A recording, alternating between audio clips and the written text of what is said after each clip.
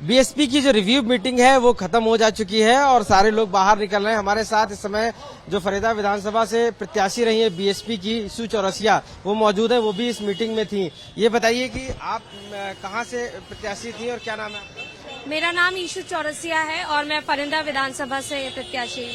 ये बताइए, review meeting आज हुई, क्या आप लोगों को दिशा निर्देश दिए गए हैं और क्या वजह बताई गई हार की? देखिए, हार की तो कोई वजह नहीं थी। देखिए, हारना जीतना तो लगा ही रहता है। जब हम रणभूमि में आएंगे तो हारेंगे भी और एक ना एक दिन जीतेंगे भी। दूसरा मुद्दा ये है कि अब हम लोग नई योजनाओं के साथ अपने पार्टी को आगे लेके जाएंगे और निश्चित तौर पे आने वाले चुनाव में हम लोग जीत हासिल करेंगे। कुछ बदलाव भी किए जा रहे हैं पार्टीज में जो नीचे स्तर पे हैं? जी, बदलाव किए जा रहे हैं। ये बताइए, क्योंकि आप योजनाएं तो पहले भी थी, पहले भी आप लोग लड़ रहे थे, लेकिन अब क्या नए तरीके से करेंगे? क्योंकि जो सीट आई है विधानसभा में काफी कम आई, बीजेपी के लिए बड़ा चैलेंज है ये। नहीं, हमारे पार्टी ने निष्ठापूर्वक सभी लोगों ने, सभी कोऑर्डिनेटर्स ने, सभी लोगों ने, प्रत्याशियों ने, सभी ने निष्ठापूर्वक काम किया, जो जी जोड़ के मेहनत करी।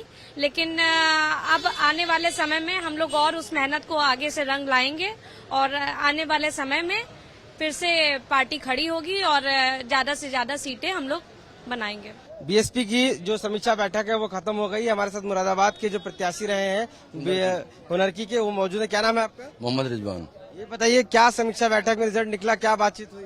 नहीं, देखिए, हम लोगों का तो ये था कि हम लोग पहले समाजवादी पार्टी में थे और 3 बार वहाँ लगातार विधायक रहे, 3 बार लगातार विधायक रहे और वहाँ पर उन्होंने हम लोगों का टिकट काट दिया। अब फिर हमने क्या नाम है, बहन जी से संपर्क किया। बहन जी की इस बहुजन समाज पार्टी में हमने आस्था व्यक्त किए और उसके बाद में बहुजन समाज पार्टी से हमने चुनाव लड़ने का काम किया। अब क्योंकि समय इतना कम था और मुसलमानों को बड़ा जुनून था एक सरकार बनाने का, अखिलेश की सरकार बनानी है, और उसके बाद में जो है वो क्या नाम, हम कम समय में अपनी पार्टी की नीतियों को जन जन तक नहीं पहुंचा पाए, समय की कमी की वजह से। क्योंकि सेकेंड फेज में हमारा चुनाव था और ये बस नॉमिनेशन से एक दिन पहले हम लोगों ने टिकट लिया, तो उसके बाद में हम अपनी बात या अपने क्या नाम है, बहुजन समाज पार्टी की नीतियों को उन जन जन तक नहीं पहुंचा पाए।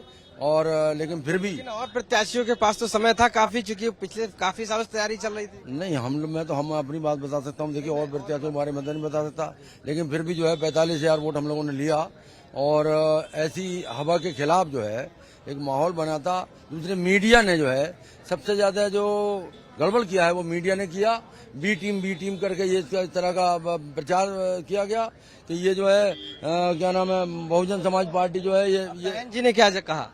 नहीं, वो जो निर्देश दिए हैं पार्टी को मजबूत करने के लिए, वो हम लोग बिल्कुल पूरी तरह तैयार हैं और आने वाले समय में कल हमारा होगा, बहुजन समाज पार्टी का होगा। आदरणीय बहन जी कुछ बदलाव भी करेंगे? बदलाव तो होगा ही, सब कुछ जब तरीके का होगा। अब देखिए, जो बदलाव होगा वो हम इस बुखार को उतार देंगे। जो जुनून था ना मुसलमानों के ऊपर कि अखिलेश सरकार बना लेंगे, कायदे सरकार बना लेंगे अखिलेश, 20% मुसलमान ही सरकार बना देंगे। प्रोपेगेंडा किया था, उन्होंने प्रोपेगेंडा किया भारतीय जनता पार्टी ने, बस हम लोग भाजपा जीत जाए, बस ये हुआ था। हमारे साथ मौजूद है, रिव्यू मीटिंग हो गई है और अम्बेडकर जी मौजूद है जो राज्यसभा सांसद भी रहे हैं। सर, आप ये बताइए कि क्या मीटिंग में हुआ और क्या क्या आज माननीय बहन कुमारी मायावती जी ने कार्यकर्ताओं को जो संदेश दिया है, जो पूरे जोश के साथ एक एक कार्यकर्ता के अंदर जो जोश भरा है। लोग सोचते हो जातवादी ताकतें भले ही सोचती हूँ कि हम इस मिशन मूवमेंट को कमजोर कर देंगे, लेकिन जातवादी सामंतवादी ताकतों को, पूंजीवादी ताकतों को माननीय बहन कुमारी मायावती जी ने करारा जवाब दिया है। अपने कार्यकर्ता में जोश और हौसला, जब तक खून की एक एक बूंद रहेगी तब तक बहुजन समाज पार्टी का एक एक कार्यकर्ता इस मिशन मूवमेंट को कमजोर नहीं होने। जमाली को उपचुनाव में अम्बेडकर आजमगढ़ माननीय बहन जी ने उनके नाम का ऐलान किया है। आजमगढ़ लोकसभा के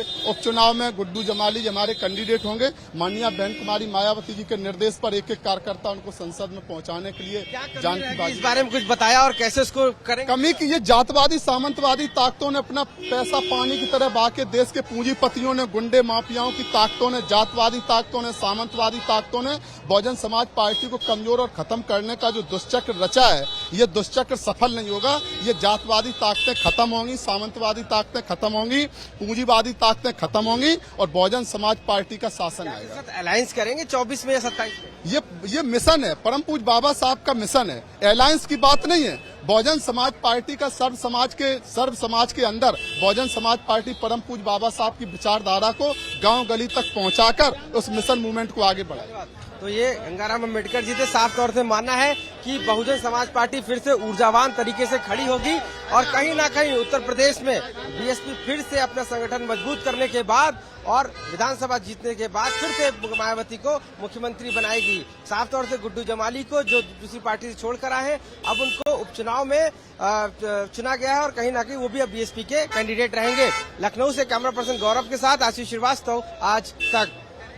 बीएसपी की रिव्यू मीटिंग खत्म हो गई है और सारे कार्यकर्ता और जितने पदाधिकारी बाहर निकले। हमारे साथ मुमताज जी मौजूद जो पहले प्रदेश अध्यक्ष भी रहे हैं और साफ तौर से जी राष्ट्रीय महासचिव प्रदेश अध्यक्ष भी रहे हैं और सांसद भी रहे हैं। सर ये बताइए क्या मीटिंग में आज हुआ और क्या निर्णय लिया गया, क्योंकि हार की ठीकरा किस पे फोड़ा गया?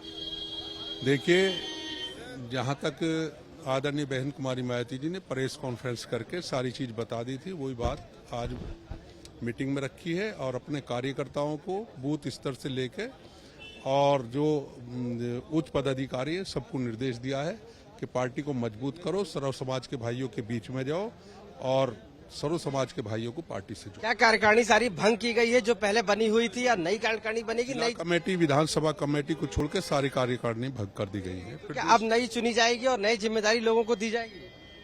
वो सब जो है 3 बजे शायद मीटिंग में बहन जी घोषणा करेंगे।